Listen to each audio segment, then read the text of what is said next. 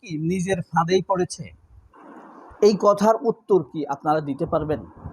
উত্তরটা দেওয়া এত সহজ নয়, উত্তরটা জটিলই বটে। আমি প্রায় সময় ভিডিওর শুরুতে, মাঝখানে এবং শেষে আপনাদেরকে অনেক প্রশ্ন করি।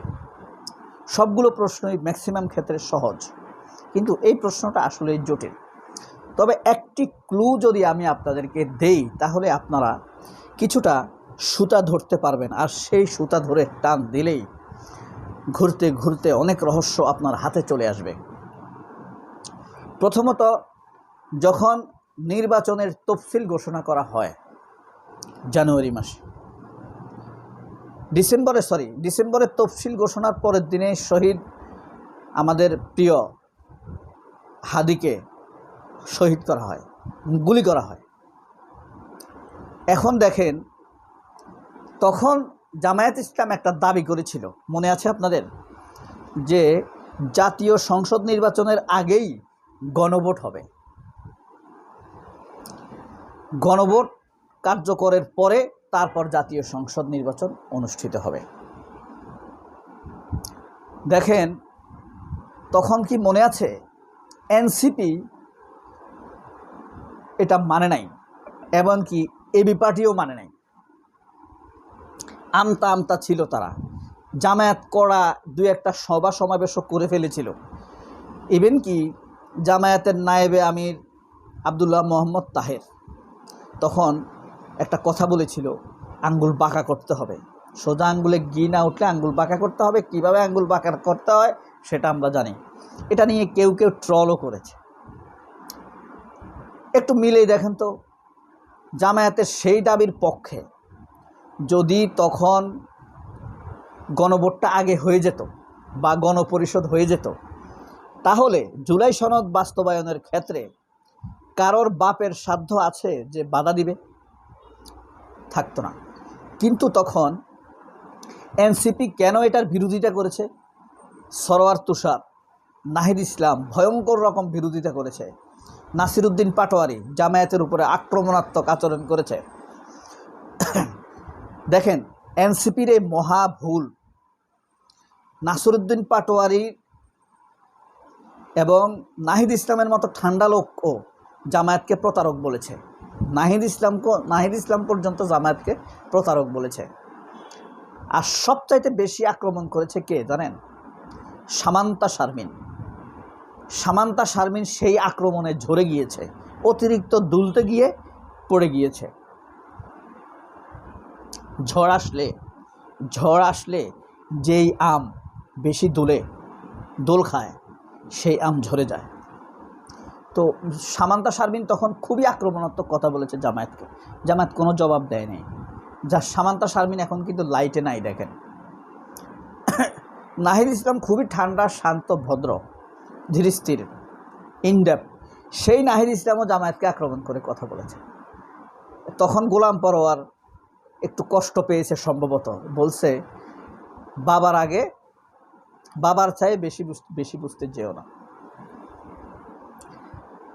তখন যদি জামায়াতের সাথে ঐক্যমত্য পোষণ করে, আপনারা এখন বুঝতে পারেন, আমিও বুঝতে পারি, আপনারাও বুঝতে পারেন যে জামায়াতের সেই সিদ্ধান্তটা কি সঠিক ছিল নাকি ভুল ছিল। নাহিদ ইসলামের সেই আক্রমণ, কেন তখন নাহিদ ইসলাম, নাসিরউদ্দিন পাটোয়ারিরা জামায়াতের সাথে একমত হয় নাই, জামায়াতের সাথে যুগপৎ আন্দোলন করবে বলেও করে নাই? এর অন্যতম প্রধান কারণ, তখন এএনসিপিকে টোপ দিয়েছিল বিএনপি, এই মির্জা ফখরুলেরা, সালাউদ্দিন আহমেদেরা। এখনও এনসিপি সেই টোপের মধ্যে রয়েছে। এনসিপি আমাদের আশা ভরসার নতুন জাহাজ, আশা ভরসার নতুন ভেলা, তারুণ্যের ভরসা। সেই এনসিপি যদি কোনো গুটি করে মানুষের অনুভূতি নিয়ে, তাহলে সাধারণ মানুষ খুবই কষ্ট পাবে। এটা স্বাভাবিক। এদেশের মানুষ কষ্টের জবাব দেয় না, কষ্টের জবাব দিতে পারে না, দীর্ঘশ্বাস ফেলে আর দেখে তার স্বপ্ন জ্বলে পুড়ে যায়।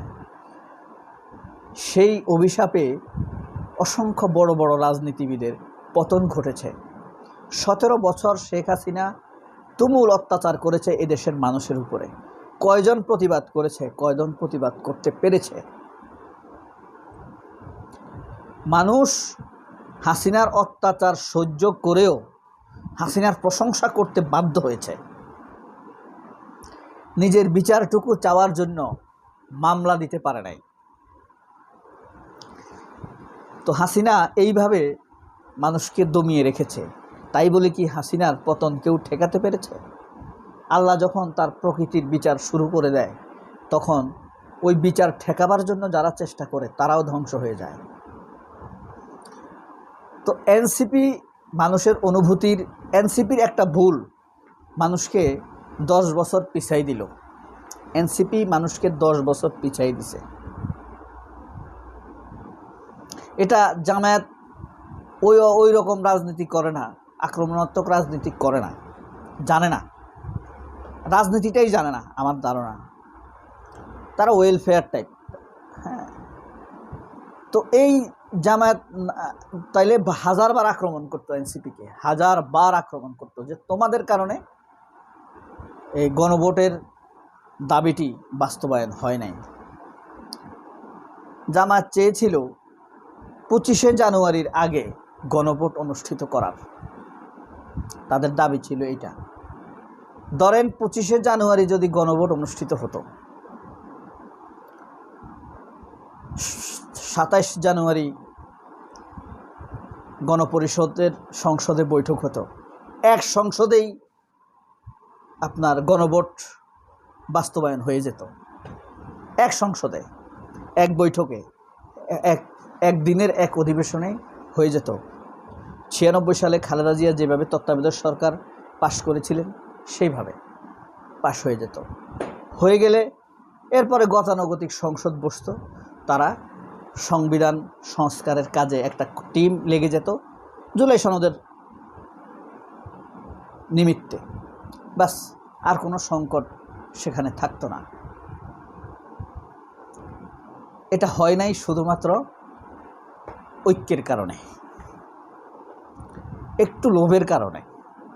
বিএনপি কয়েকটি আসন দিবে, জিতবে। প্রকৃতপক্ষে যদি আল্লাহ না করুক, যদি এনসিপি বিএনপিতে যেত, তাহলে 6টি সিটও পেত না। কারণ জামায়াত যেইভাবে এনসিপির জন্য আন্তরিকভাবে মাঠে নির্বাচনের সময় কাজ করেছে, বিএনপি তো এইভাবে করতই না, প্রশ্নই আসে। একটাও পেত না। জামায়াত তো জান প্রাণ দিয়ে কাজ করেছে এনসিপির জন্য, তাই না? তাহলে দেখেন কোথাকার পানি কোথায় গড়ায়। নাহিদের বলে আজ মজা নিচ্ছে মানুষ। নাহিদ এনসিপি বিএনপির হাতে এখনো না, এই এনসিপি বিএনপির হাতে প্রতারণার রশি তুলে দিয়েছে। এখন জামায়াত এনসিপির নাকের রশি দিয়ে ঘুরাচ্ছে বিএনপি। সবাই অনেক ভালো থাকবেন। আল্লাহ হাফেজ। আসসালামু আলাইকুম।